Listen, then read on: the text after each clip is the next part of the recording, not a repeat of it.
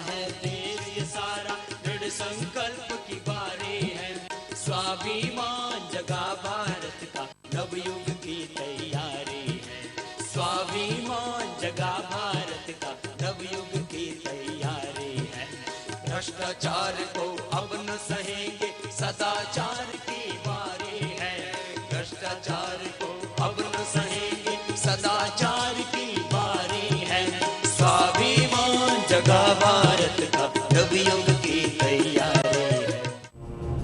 काला धन, भ्रष्टाचार एवं भ्रष्ट व्यवस्था के खिलाफ देशवासियों को जागृत करने के लिए युग दृष्टा स्वामी रामदेव जी महाराज 9 महीने की अखंड यात्रा कर रहे हैं। दिल्ली में अपने कार्यक्रमों की समाप्ति के उपरांत कल स्वामी जी महाराज मध्य प्रदेश के खजुराहो पहुंचे। खजुराहो में स्वामी जी महाराज ने योग दीक्षा सभा के माध्यम से लाखों लोगों को स्वस्थ रहने की कला भी सिखाई व देश निर्माण का संकल्प भी दिलवाया। खजुराहो में हजारों लोगों को संबोधित करने के उपरांत स्वामी जी महाराज आज प्रातःकालीन शिविर के लिए छतरपुर के लिए निकल पड़े। छतरपुर पहुंचने से पूर्व रास्ते में पड़ने वाले गंजगांव, ब्रिजपुरा व गठोरा गांव के लोगों ने स्वामी जी के काफिले को रोककर उनका भव्य स्वागत कर आशीर्वाद प्राप्त किया। छतरपुर में स्वामी जी महाराज के प्रथम आगमन पर नगरवासियों ने पूज्य स्वामी जी का आतिशबाजी के साथ स्वागत किया। छतरपुर के दशहरा मैदान में आयोजित रामलीला के आयोजकों ने भी इस शुभ अवसर पर स्वामी जी महाराज को आमंत्रित कर इस दिन को यादगार बना दिया। स्वामी जी महाराज ने उपस्थित जनसमूह को राम राज्य लाने के अपने संकल्प से जोड़ा तथा रामलीला का भी आनंद लिया। योग गुरु बाबा रामदेव जी, बाबा जी गणेशानंद जी, सभी का मैं श्री अन्नपूर्णा रामलीला समिति की ओर से हार्दिक स्वागत करने को अभिनंदन करता हूँ। वर्तमान समय में श्री राम के चरित्र की प्रासंगिकता और भी अधिक बढ़ जाती है, क्योंकि हमारा युवा आज पाश्चात्य संस्कृति की ओर अग्रसर हो रहे हैं। क्योंकि बाबा जी भी इसी विषय पर हमेशा चिंतन करते हैं। आज बाबा जी के प्रथम ध्वजा भाषण पर हम इन पंक्तियों के साथ बाबा जी का अभिनंदन करते हैं। दिन आज को धन्य महान राज प्रसाद का 3 सुधारियों की, दर्शनाथ के ही भांति बखान करें 4 सुधारियों की। तब तेज बड़ी तब मूर्ति बिंदु सूत्र पौधती है जगताए मिली, छतरपुर नगरी धन्य भई जब डाल गई अजपायन की। बाबा जी को आज हम अपने बीच में पाकर धन्य धन्य हुए। हमारी समिति धन्य धन्य अपने आप को गौरवान्वित महसूस करती है कि आज बाबा जी ने इस कार्यक्रम में मुख्य अतिथि के रूप में पधारकर हमें आशीर्वाद देने का जो कार्य किया है, इससे हम लोगों की ऊर्जा और अधिक बढ़ेगी। हमें याद है 4 युग होते हैं, सतयुग, त्रेता, द्वापर और कलयुग। समय समय पर ये समय का विधान है, ये सारे युग आते हैं। जब जब पाप, अन्याय, अत्याचार बढ़ता है, समाज में अधर्म का बोलबाला हो जाता है, जब धर्म के ऊपर अधर्म हावी हो जाता है, आसुरी शक्तियां देवीय शक्तियों के ऊपर प्रबल हो जाती हैं, तो इतिहास इस बात का साक्षी है कि तब तक भगवान स्वयं इस धरती पर प्रकट होते हैं और उस आसुरी शक्ति का विनाश करते हैं और धर्म की स्थापना करते हैं। देखो, रावण चाहे कितने भी हो, रावणों के संहार करने के लिए जब हजारों लाखों रावणों का संहार करना हो तो राम हजारों लाख नहीं चाहिए, भगवान राम तो अकेले ही चाहिए। यदि जरूरत है हजारों लाखों की तो वो हनुमान जैसों की जरूरत है। मैं कहना चाहता हूँ आप सब हनुमान बन करके, वानर सेना बन करके और परम पूज्य स्वामी जी महाराज का जो अभियान है, पूज्य स्वामी जी महाराज चाहते हैं कि इस भारत देश में फिर से राम राज्य स्थापित हो। उस राम राज्य को स्थापित करने के लिए आइए हम सब संकल्पित होते हैं और परम पूज्य स्वामी जी महाराज को आने आशीर्वाद हम सबको देने वाले हैं, हम सबको जो संदेश देने वाले हैं। इस आसुरी राज को, इस रावणी राज को, इस देश में भ्रष्टाचार, अन्याय रूपी रावण को कैसे समाप्त किया जाए, इस संदेश को हमें ध्यान से सुनना है। निश्चित तौर पे हमारे जो योग गुरु स्वामी रामदेव जी ने बीड़ा उठाया है, उसे पूरा करने के लिए जनता जनार्दन का सहयोग नितांत आवश्यक है। हमें स्वामी जी के वचनों को मानते हुए उनके साथ कंधे से कंधा मिलाकर काम करना होगा, तभी समाज, राष्ट्र और देश की उन्नति होगी। स्वामी जी तो संकल्पित है राष्ट्र पर न्यौछावर होने के लिए। पता ही नहीं चलता रात कब होती है, प्रभात कब होता है। अतिशयोक्ति ना होगी कि स्वामी जी 18 से 22 घंटे सतत वर्षों से मेहनत करते आ रहे हैं। बाल्यावस्था से ही उनकी ये दिनचर्या बराबर बनी है। सभी लोग चैनल के माध्यम से देखते होंगे किस प्रकार से स्वामी जी हर पल नित्य नई ऊर्जा के साथ राष्ट्र सेवा के लिए, मातृभूमि की सेवा के लिए दृढ़ संकल्पित होकर के निकल पड़ते हैं और जय घोष करते हैं प्रभु श्री राम का। एक बार जय घोष करिए, बोलिए बनवासी रामचंद्र भगवान की, बोलिए कल्याण की, बोलिए वीर धीर बजरंगबली महाराज की। हाँ, दोनों हाथ उठा के जय घोष करिएगा।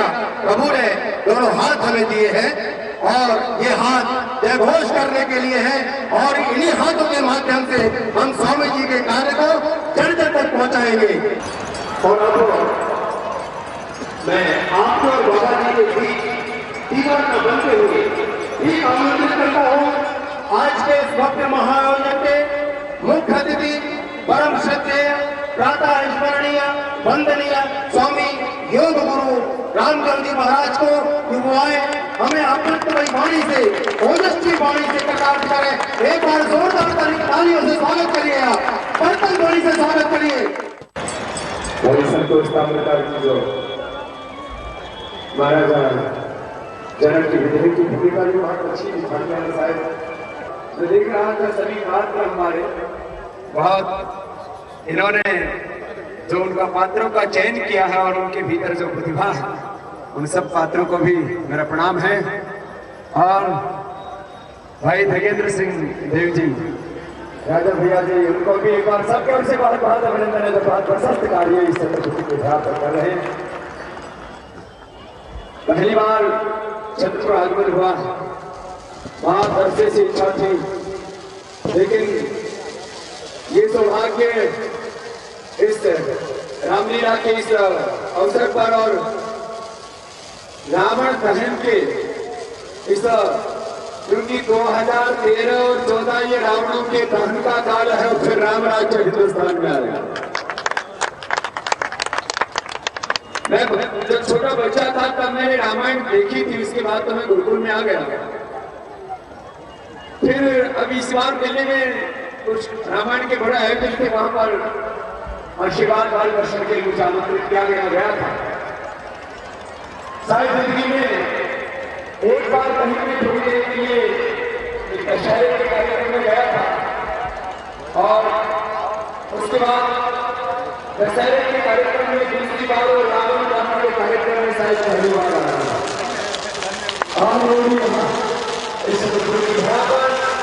मेरे साथ में लेकर के एक बार हाथ उठा करके बोलेंगे, दोनों हाथ उठा करके बोले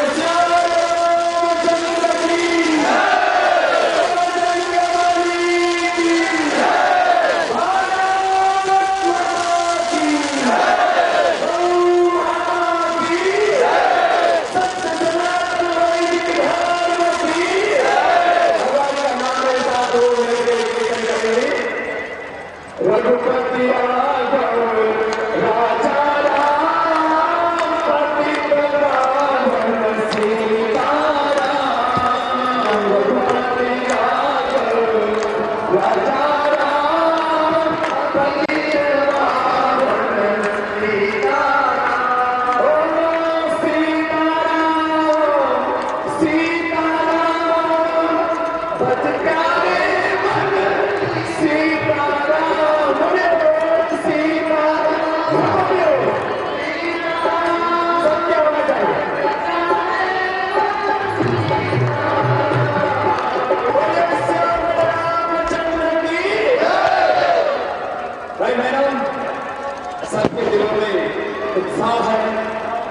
उत्सव है।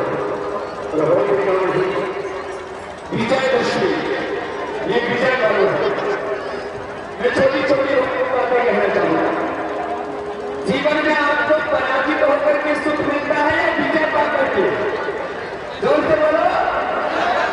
तो जीवन में आप सभी जगह विजयी हो।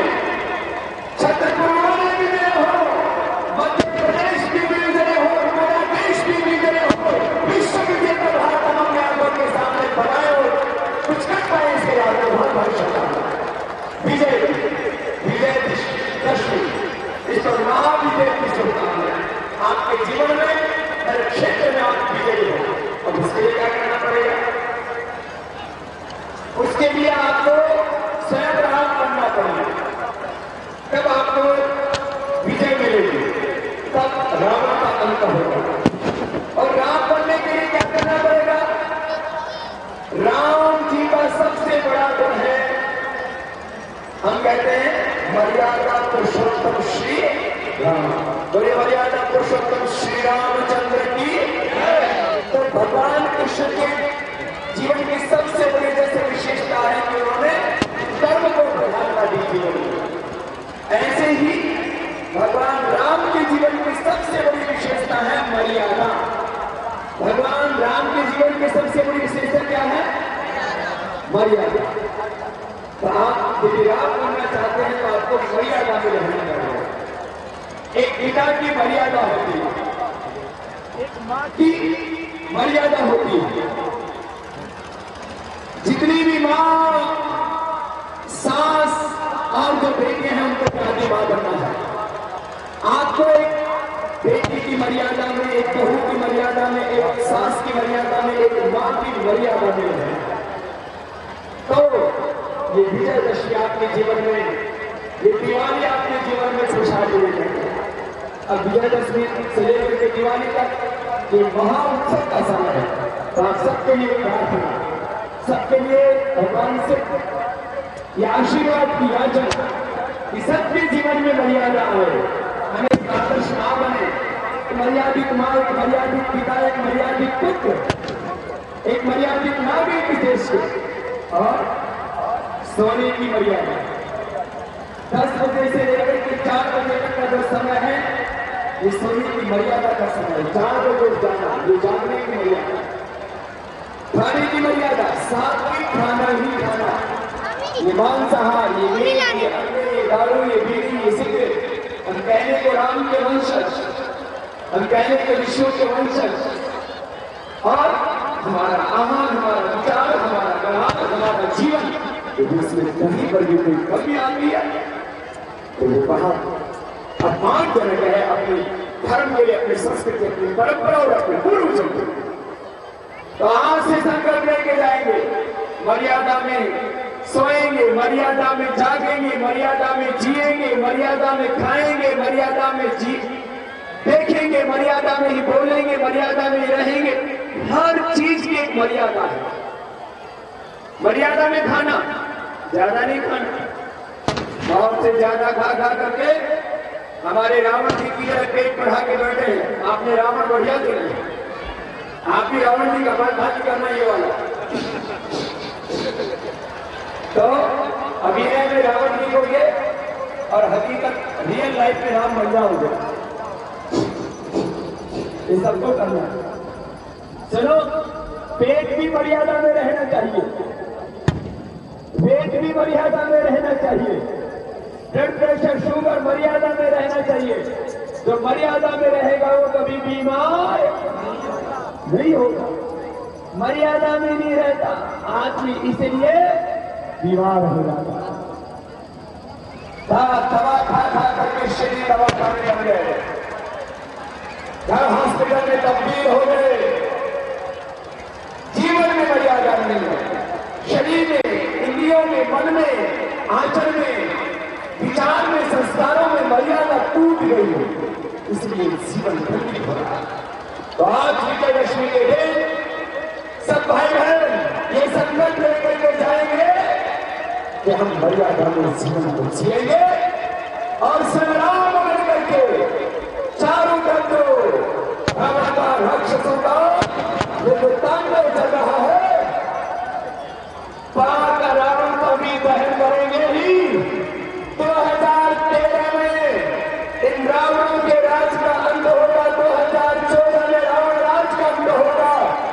ऐसे राम राज्य अपने हिंदुस्तान में कायम हो जाए, इसी प्रार्थना भगवान श्याम के चरणों में, सच्चिदानंद भगवान के चरणों में करता हुआ हम ये संकल्प लेकर के जाएं कि हम मर्यादा में जिएंगे और स्वयं राम बनेंगे।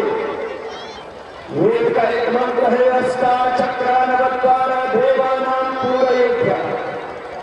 शरीर में 8 चक्र 9 बार देवताओं की नदी अयोध्या ये शरीर है हम सबका। इसलिए को देवालय शिवालय बनाएंगे, शिवालय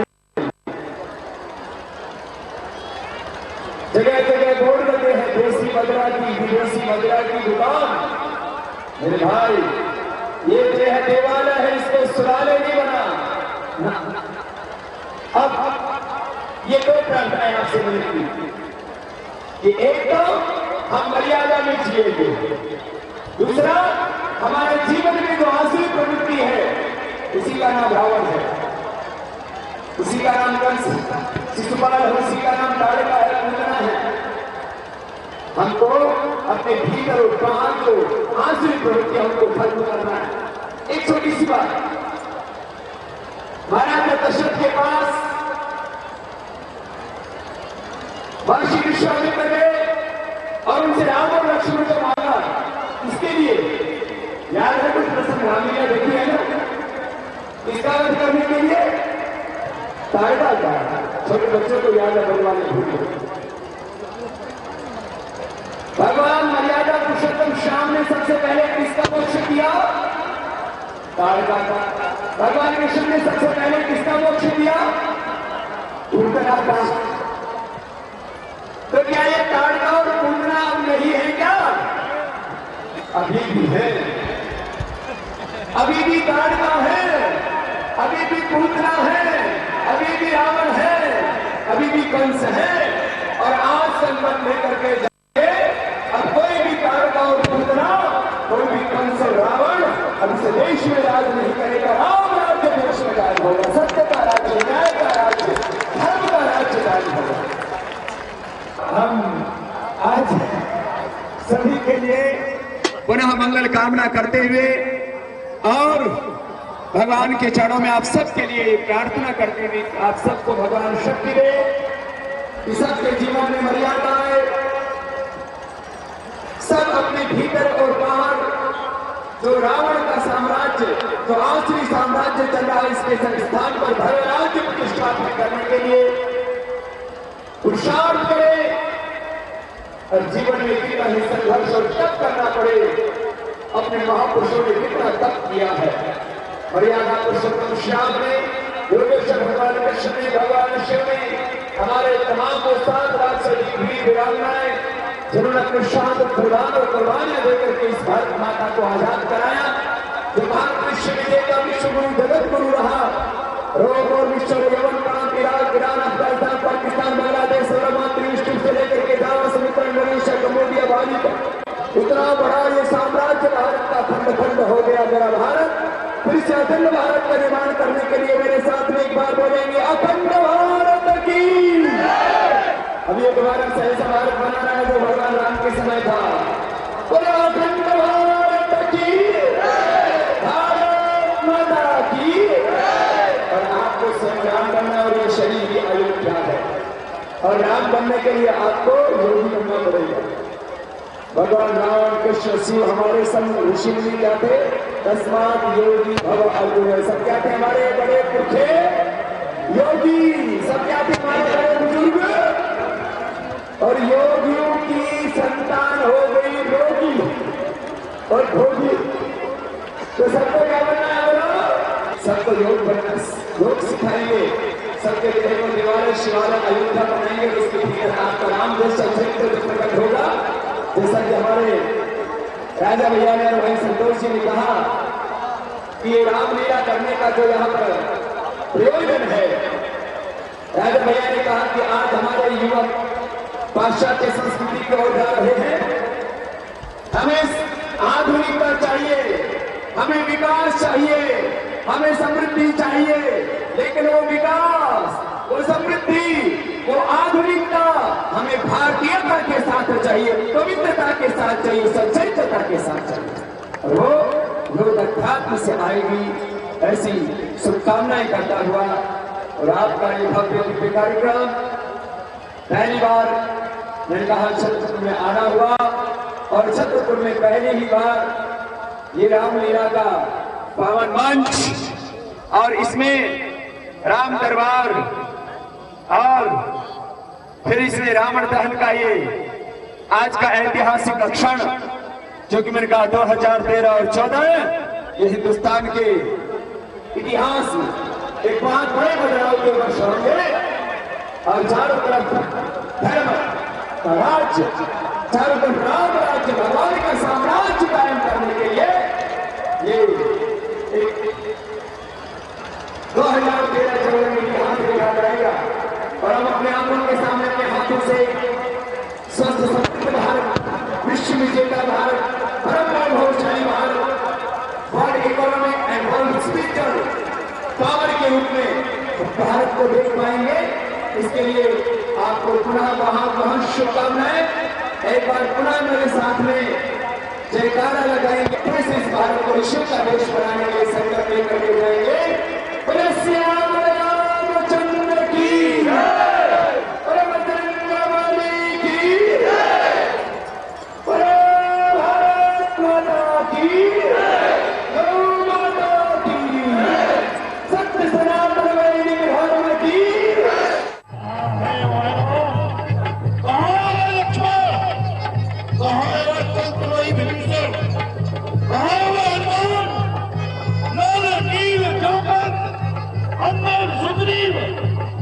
कहाँ है आज लंकेश पूरे युद्ध के लिए कर रहा है।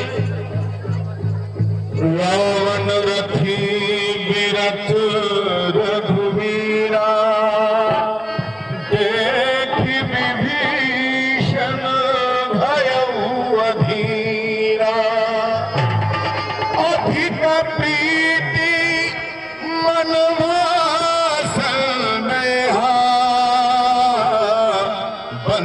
चरण कह सहित स्नेहा नाथ न रथ नहीं तन पद त्राना कही विधि जितब वीर बलवान कही विधि जितब वीर बलवान।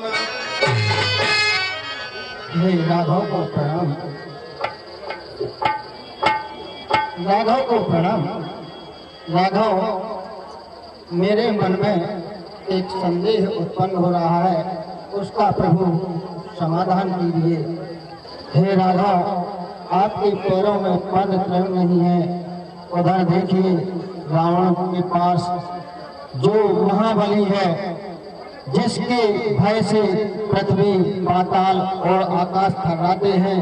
राघव, मुझे बहुत शंका हो रही है कि आप पैदल उसको जीतने के लिए आप पैदल चल रहे हैं। हे राघव, मेरे मन की शंका समाधान कीजिए। राघव, सुनहु सखा कह कृपा निधाना जही जय होई सुस्यंदनवाना। हे महाराज विभीषण जी, आपने जो ये शंका व्यक्त की है कि रावण रथ पर है और आप बिना रथ के हैं, लेकिन रावण भले ही रथ पर है, पर जिस रथ से विजय होती है वह रथ रावण के पास नहीं है। वह रथ है धर्म रथ, क्योंकि रावण एक अधर्मी, अत्याचारी, पापी और अनाचारी है। जो व्यक्ति अधर्म करता है उसका अंत निश्चय है। हे महाराज विभीषण, धर्म रथ से विजय होती है और इस धर्म रथ के बारे में मैं आपको कुछ बताता हूँ, तो ध्यान देकर के सुने।